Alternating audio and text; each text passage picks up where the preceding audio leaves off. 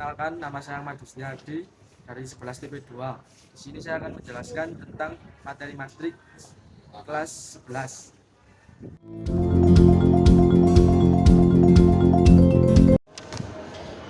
Definisi matriks. Matriks adalah sekumpulan bilangan yang terdiri dari baris dan kolom.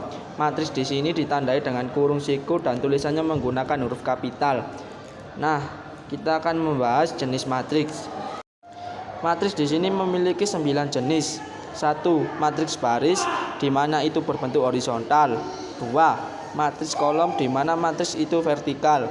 3. Matriks persegi, di mana matriks tersebut sisinya sama berarti kolom dan baris pun itu juga sama. 4. Matriks diagonal, matriks yang di luar diagonal bernilai 0 dan nilai 0 itu berbentuk segitiga. 5. Matriks segitiga, matriks yang berbentuk segitiga selain dan sisanya itu bernilai 0. 6. Matriks 0. Matriks 0 ialah matriks yang angka elemennya itu bernilai 0. 7. Matriks identitas. Matriks identitas ialah matriks yang berbentuk diagonal tetapi angkanya harus sama dan harus bernilai 1. 8. Matriks skalar. Matriks skalar ialah matriks diagonal yang elemen-elemen pada diagonal utamanya bernilai sama. 9. Matriks simetris. Matriks simetris ialah matriks yang transposnya sama dengan dirinya sendiri. Transpos di sini adalah perubahan baris menjadi kolom atau kolom menjadi baris. Jadi di sini ada ordo dan transpos. Ordo ialah perhitungan atau perkalian dari baris dan kolom. Transpos adalah perubahan antara baris menjadi kolom atau kolom menjadi baris.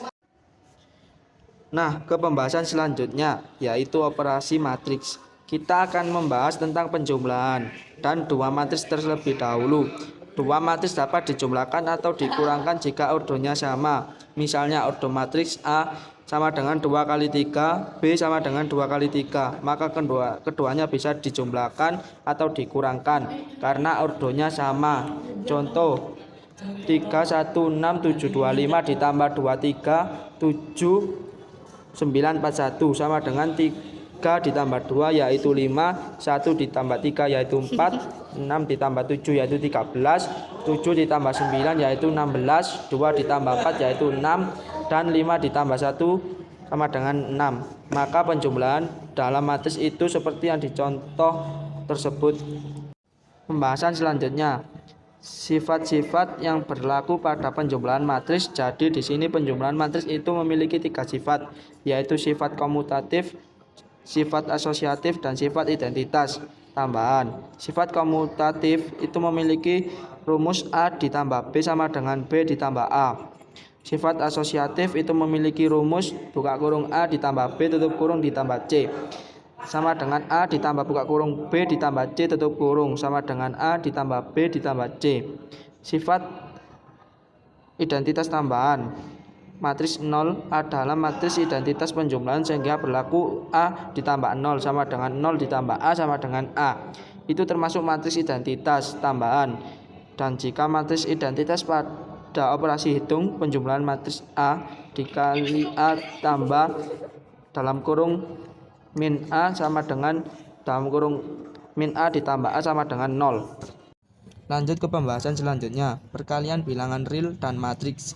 Jika A adalah suatu ordo, N dikali M, dan K suatu bilangan real dalam kurung bilangan skalar, maka K dikali A adalah matriks M dikali N, yang unsurnya diperoleh dengan memperkalikan setiap unsur matriks A dengan K. Perkalian seperti ini disebut perkalian skalar. Perkalian juga memiliki sifat-sifat matriks, yaitu asosiatif, distributif, dan identitas. Asosiatif di sini itu sifatnya dalam kurung AB tutup kurung C sama dengan A buka kurung ABC tutup kurung. Distributif A buka kurung B ditambah C tutup kurung sama dengan AB ditambah AC, dan buka kurung A ditambah B tutup kurung C sama dengan AC ditambah BC. Matriks I adalah matriks identitas pada perkalian sehingga I dikali A sama dengan A dikali I. Untuk setiap konstanta K berlaku sama dengan A buka kurung K dikali B tutup kurung sama dengan buka kurung K dikali A tutup kurung B. Nah, selanjutnya adalah perkalian matriks dengan matriks atau perkalian dua matriks.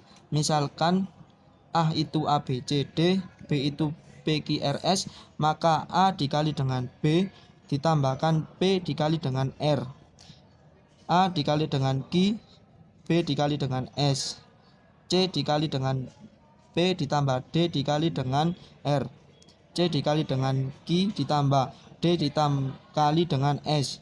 Jadi seperti baris kolom ini seperti perkalian matriks. Perkalian matriks itu umumnya tidak komutatif. Perkalian matriks bersifat asosiatif. Perkalian matriks bersifat distributif. Kita lanjut ke determinan dan invers. Determinan matriks berurut 2, rumusnya AD dikurangi BC. Jadi tinggal kita balik yang di tanda kiri itu AD dikurangi sama BC. Jadi ketemu rumusnya yaitu determinan A sama dengan AD dikurangi BC. Nah, determinan matriks berurut 3 kali 3. Caranya ada pada gambar tersebut seperti kolom ke-1 dan ke-2, yaitu kalikan elemen-elemen matriks tersebut sesuai dengan pola garis putus-putus yang ada pada gambar. Perhatikan nomor urutannya dan tanda plus minusnya. Lanjut minor, kofaktor, dan adjoin matriks. Jumlah minor dari suatu matriks mengikuti jumlah elemennya. Jadi pada matriks 2 kali 2 akan terdapat 4 minor yaitu M11, M12, M21, dan M22. Sedangkan pada matriks 3 kali 3 maka akan terdapat 9 minor yaitu M11, M12, M13, M21, M22, M23, M31, M32, dan M33. Dan selanjutnya adalah kofaktor. Kofaktor adalah hasil perkalian minor dengan suatu angka yang besarnya menuruti suatu aturan yaitu buka kurung minus 1 tutup kurung I ditambah J, di mana adalah baris dan J adalah kolom. Kofaktor suatu elemen baris ke I dan kolom ke J dari matriks A dilambangkan dengan KIJ. Misalnya 246, 135, 789. Nah, kan yang dicari jadi yang ditutup adalah kolom ke-1 baris ke-1, jadi sisa 3589. Jadi minus 1 pangkat 1 ditambah 1 3589 sama dengan 27 hasil dari 3 kali 9 dan 40 hasil dari 5 kali 8. Lalu kedua hasil perkalian tersebut dikurangi dan hasilnya adalah minus 13. Adjoin matriks merupakan transpos dari suatu matriks yang elemen-elemennya merupakan kofaktor dari elemen-elemen matriks tersebut. Misalnya suatu matriks yang dilambangkan ADC atau A itu diperoleh dengan cara mentranspos matriks kofaktor dari matriks A. Misal K sama dengan ABC, DEF, GHI, maka adjoin K ditranspos jadi K transpos dan diubah menjadi baris. ADC itu diubah jadi garis. Fungsi matriks dalam kehidupan sehari-hari. Dalam kehidupan manusia, matriks berfungsi atau berguna untuk mempermudahkan mengerjakan data untuk menyelesaikan suatu masalah yang berkaitan dengan angka dan jumlah pendataan. Penggunaan matriks biasanya terjadi pada data tabel. Contohnya, pembuatan sebuah jurnal, pembuatan rapot. Nah, teori matriks biasanya digunakan untuk menjumlah kolom-kolom pada tabel tersebut maupun mengurangi, mengalihkan, dan membagi nilai pada kolom tersebut. Dan dapat digunakan dalam memecahkan masalah operasi penyelidikan. Misalnya, operasi penyelidikan sumber minyak bumi, laporan keuangan, penyimpangan administrasi, hingga korupsi. Contoh soal matriks. Kerjakan soal berikut ini dengan tepat. Diketahui B sama dengan buka kurung 4, 2, 28 tutup kurung, dan C sama dengan buka kurung 4/7, min 1/7, min 1/7, 2/7 tutup kurung. Jika A sama dengan C pangkat min 1, maka determinan A dari A transpos B adalah B sama dengan buka kurung 4, 2, 28 tutup kurung. C sama dengan buka kurung 4/7, min 1/7, min 1/7, 2/7 tutup kurung. A sama dengan C pangkat min 1, A sama dengan 1 per determinan C, A dc C. A sama dengan 1 per 7 per 4, 9, buka kurung 2 per 7, 1 per 7, 1 per 7, 4 per 7, tutup kurung. A sama dengan kurung 2 per 7, 1 per 7, 1 per 7, 4 per 7, tutup kurung. A sama dengan buka kurung 2, 1, 1, 4, tutup kurung. A transpose sama dengan buka kurung 2, 1, 1, 4, tutup kurung. A transpose dikali B sama dengan buka kurung 2, 1, 1, 4, tutup kurung dikali buka kurung 4, 2, 2, 8, tutup kurung. A transpose dikali B sama dengan buka kurung 2 kali 4 ditambah 1 kali 2, 1 kali 4 ditambah 4 kali 2, 2 kali 2 ditambah 1 kali 8, 1 kali 2, 4 kali 8, tutup kurung. A transpose dikali B sama dengan buka kurung 8 ditambah 2, 4 ditambah 8, 4 ditambah 8, 2 ditambah 32, tutup kurung.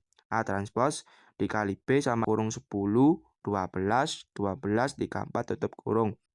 Determinan A transpose dikali B sama dengan 10 kali 34 dikurangi 12 dikali 12 sama dengan 340 dikurangi 144 sama dengan 196. Sekian dari saya, semoga video tadi bermanfaat. Terima kasih. Wassalamualaikum warahmatullahi wabarakatuh.